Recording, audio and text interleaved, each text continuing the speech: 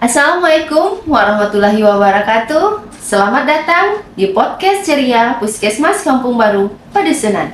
Salam ceria. Baik sobat ceria, kali ini kita hadir bersama pimpinan Puskesmas Kampung Baru Padusunan kita, yaitu Ibu Badriah Khalidi. Apa kabar Ibu? Baik, alhamdulillah sehat Leni. Oke, sobat ceria, dalam kesibukan yang sangat banyak nih kita hadir bersama pimpinan kita, pimpinan Puskesmas Kampung Baru Padusunan. Baik, tema untuk podcast kita kali ini yaitu tentang kejadian luar biasa penyakit polio ya Ibu ya. Ya. Mungkin kita langsung saja untuk sobat ceria di rumah nih, kita tanya-tanya nih sama ibu pimpinan kita tentang informasi kejadian luar biasa yang telah ditetapkan oleh Kementerian Kesehatan tentang penyakit polio. Bagaimana itu Ibu?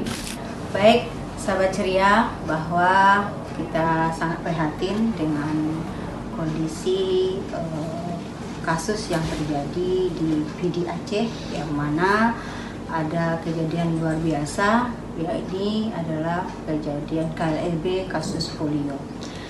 Kasus polio ini tidak ada obatnya.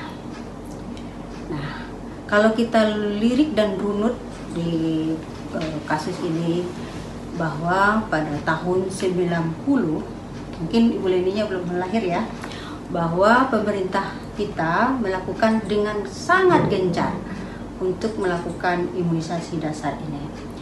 Dan hasilnya terbukti maksimal pada tahun 2014, itu WHO mengatakan Indonesia bebas dari penyakit polio.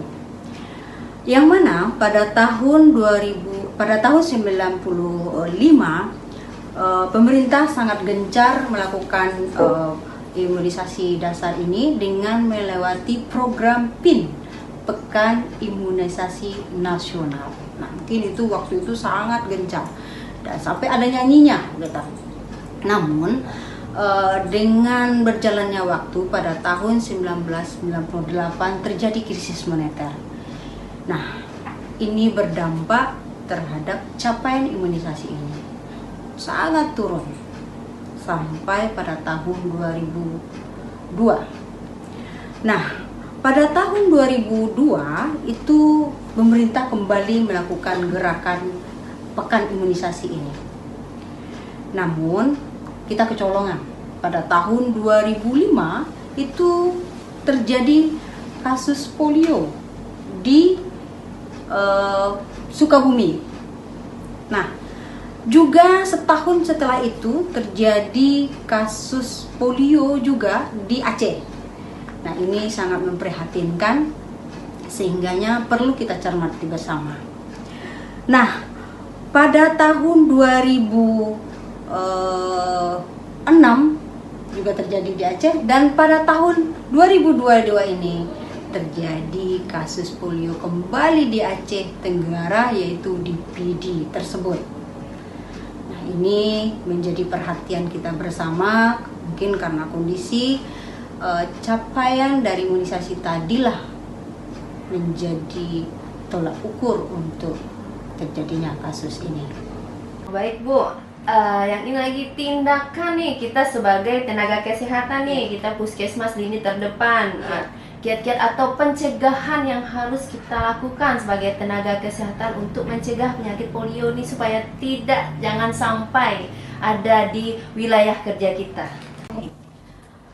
Kita sebagai tenaga kesehatan dan berada di garda terdepan di pelayanan dasar, yang jelas pertama kita harus melakukan peningkatan untuk melakukan edukasi, promosi di tempat-tempat layanan kita, baik itu di luar gedung maupun di dalam gedung. Nah, bagaimana cara kita meningkatkan edukasi tersebut? Yang pertama, kalau di luar gedung kita dengan menggunakan dua strategi. Yang pertama itu memperbanyak media informasi. Nah, media informasi kita pergunakan baik dengan media sosial maupun dengan media informasi kertas seperti leaflet, atau poster. Dan kalau media sosial yang kita pergunakan itu sebagai yang kita miliki adalah Facebook, IG, dan kita juga mempergunakan TikTok dan Twitter. Kita pergunakan dengan cerdas, artinya cerdasnya begini. Kita mempergunakan media ini sehingga menarik perhatian dari masyarakat kita. Bagaimana sampai promosi itu ke tengah-tengah masyarakat yang paling bawah. Karena informasi ini akan tersampaikan walaupun kalau seandainya kita sering memberikan informasi dengan media sosial tetapi tidak menarik atau informasinya terlalu panjang sehingganya apa yang kita harapkan tidak tercapai. Dan kalau di tempat-tempat layanan seperti di saat posyandu, saat di pertemuan-pertemuan di desa, kita segala sesuatunya kita pergunakan dengan kondisi apapun kita pergunakan, asalkan atau keberadaan kita ada, kita selip di situ. Jadi artinya intensitas informasi, intensitas keberadaan kita fullkan, kita berikan informasi ini sehingganya kita berharap bahwa informasi ini tersampaikan ke masyarakat.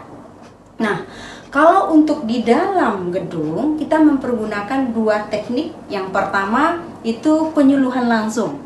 Nah, di saat pelayanan belum mulai, kan banyak tuh Bu Leni, pasien kita mendaftar dan kita berikan juga edukasi, sentuhan, informasi, penyuluhan kepada tenaga-tenaga skill kita, yaitu tenaga promosi kita atau promkes kita itu berperan aktif itu. Jadi kata kunci di dalam itu adalah promkesnya. Dia berperan baik di dalam maupun di luar. Dia mengakomodir semuanya. Dan kita mempergunakan media TV kita. Karena di saat orang menunggu antrian, menunggu ngambil obat, jadi video-video yang kita buat dengan kocaknya saya berharap itu bisa tersampaikan sehingganya apa yang kita harapkan nanti bisa tercapai. Mungkin itu yang perlu digarisbawahi bagi tenaga kesehatan, terutamanya di Puskesmas Kampung Baru Padusunan ini. Artinya peran kita masing-masing itu dan berkolaborasi, berintegrasi dengan antara program satu dengan program lainnya, saling bersinergis sehingganya apa yang kita harapkan tersampaikan dan imunisasi dasar ini bisa kita kejar kembali. Begitu Ibu Leni. Yang terakhir ini Bu, untuk sobat ceria di rumah, apa nih saran atau masukan atau pencegahan yang bisa disampaikan nih untuk penyakit polio ini? Baik Ibu Leni, bahwa kepada masyarakat kita yang berada di Kota Pariaman khususnya dan yang mendengar informasi ini umumnya, bahwa imunisasi atau penyakit yang bisa diberantas dengan imunisasi sangat diharapkan kepada masyarakat kita untuk mendapatkannya. Artinya imunisasi dasar wajib kita dapati atau kita berikan kepada anak kita yang mulai dari umur 0 sampai 5 tahun.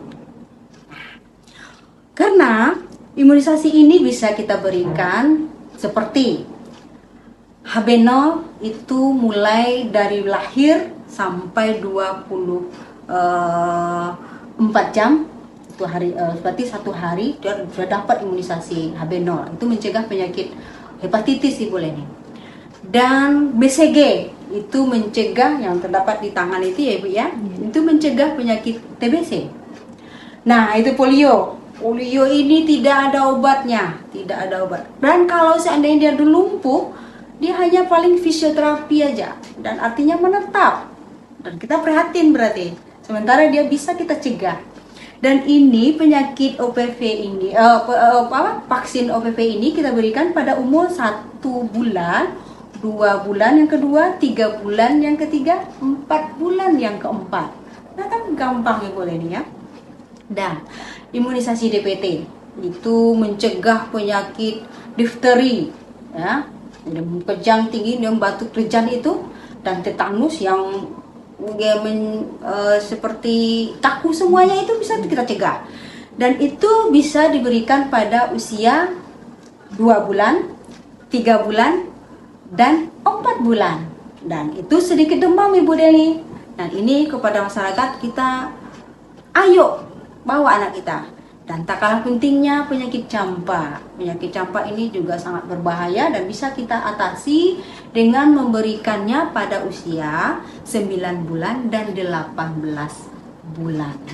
Nah, mudah-mudahan dengan penguatan dari pemberian imunisasi dasar lengkap ini, maka penyakit yang berdampak sangat membahayakan tadi bisa kita cegah dan kita atasi.